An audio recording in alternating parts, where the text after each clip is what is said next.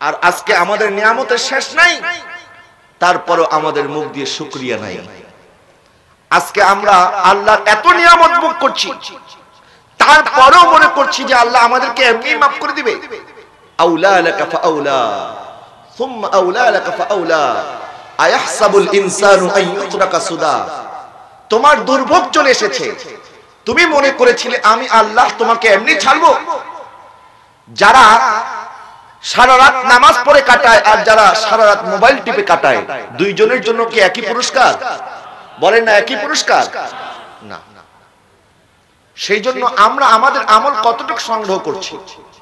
নবীজি বলছেন আমার উম্মত বলে মালি মালি, আমার মাল আমার মাল। কিন্তু আমার উম্মতের মাল কোনটা? সে যা খায় এটা তার মাল, সে যা পড়েছে এটা তার মাল, সে যা কবরের জন্য সংগ্রহ করেছে এটা তার মাল, আর বাকি কোনো কিছু তার নয়, বাকি সবকিছু তার ওয়ারিসের। কথা বলেন না ঠিক কিনা? বাকি সবকিছুর মালিক হয়ে যাবে আপনার ওয়ারিস। আপনি একদিকে মরতে দেরি হবে, আপনার কাফনও ময়লা হওয়ার আগে আপনার সন্তানরা সম্পদ নিয়ে টানা হেঁচড়া শুরু করে দিবে। আপনাকে বলবে তাড়াতাড়ি আমার বাবার লাশটা বের করো, মৃত মানুষ বেশি দিন ঘরের মধ্যে রাখতে নাই, তাড়াতাড়ি বের করে দাও। ফজরের পরে মৃত্যু হলে জোহরের আগে তার দাফন কাফন হয়ে যায়। আপনার সন্তানরা বলবে না আমার বাবা এই খাটের মধ্যে শুইতো, এই খাটের মধ্যে ভর করে আমরা কবরস্থানে নিয়ে যাব। সন্তান বলবে মসজিদের বারান্দা থেকে ওই খাটটা নিয়ে আসো, মসজিদের খাটের মধ্যে আপনাকে শোয়াবে। সন্তান বলবে কি করে কাফনের কাপড় পরাইতে হয় আমার তো জানা নাই, মসজিদের ইমাম সাহেবকে নিয়ে আসো। ইমাম সাহেব আসবে, তারপরে আপনার কাফনের কাপড় কাটবে। আপনার সন্তান বলবে না আমি তো মৃত মানুষকে কোনোদিন গোসল দেই নাই, আমি গোসল দিতে পারবো না, বরং হুজুর আপনি গোসল দেন। তখন গাসির আপনার গোসল দেবে। আপনার সন্তান তখন কোরআন তেলাওয়াতটা পর্যন্ত করবে না, বলবে আমি এখন অনেক ব্যস্ত, আমাকে এটা করতে হয়, আমাকে ওইটা করতে হয়। মাদ্রাসা থেকে ছাত্র ভাড়া করে আনবে আর তাদের হাতে কিছু পয়সা দিবে আর বলবে আমার বাবার জন্য এখন তোমরা খতম করো। আরে আপনার সন্তান তো আপনার জন্য কোরআন তেলাওয়াতটা পর্যন্ত করবে না। তারপরে বস্তা ভরে কোরআন করিম, আজকে একটা দুইটা পাঁচটা 10টা কোরআনুল কারীম তারপরে মাদ্রাসায় গিয়ে দান করে আসবে। আরে মাদ্রাসায় দান কেন করো, তুমি পড়ো। বলে না আমি তো হুজুর পড়তে পারি না।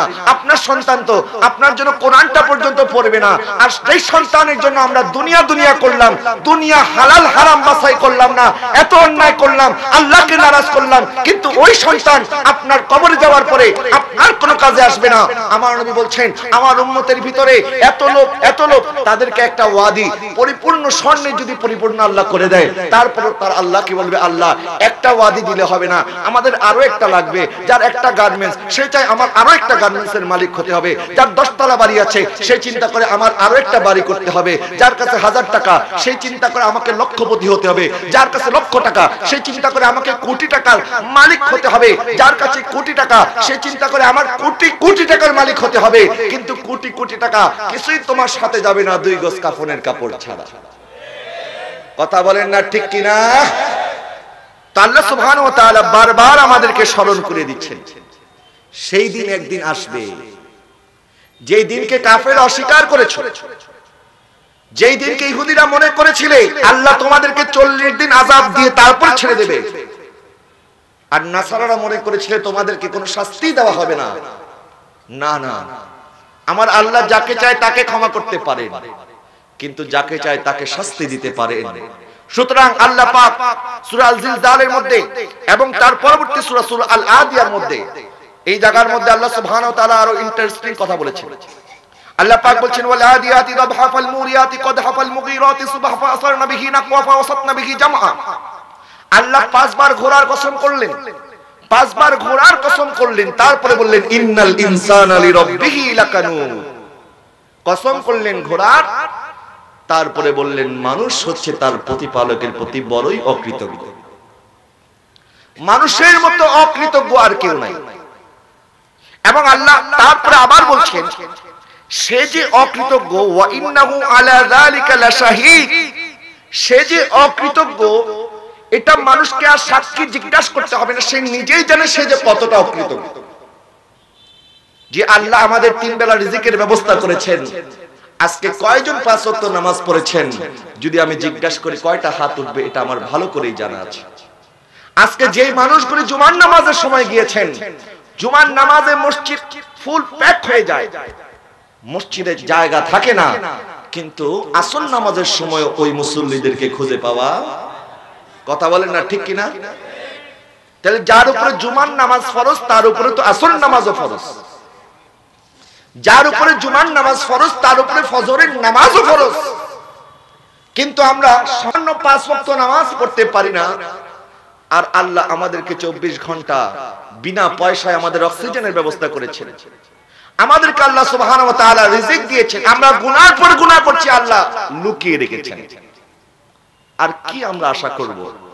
আর কত নিয়ামত আল্লাহ আমাদেরকে দিবেন। ফাবি আইয়ি আলা'i রাব্বিকুমা তুকাযযিবান, আল্লাহ পাক বলছেন সে যে অকৃতজ্ঞ, এটা মানুষের কাছে জিজ্ঞাসা করতে হবে না, সে নিজেই জানে সে যে অকৃতজ্ঞ।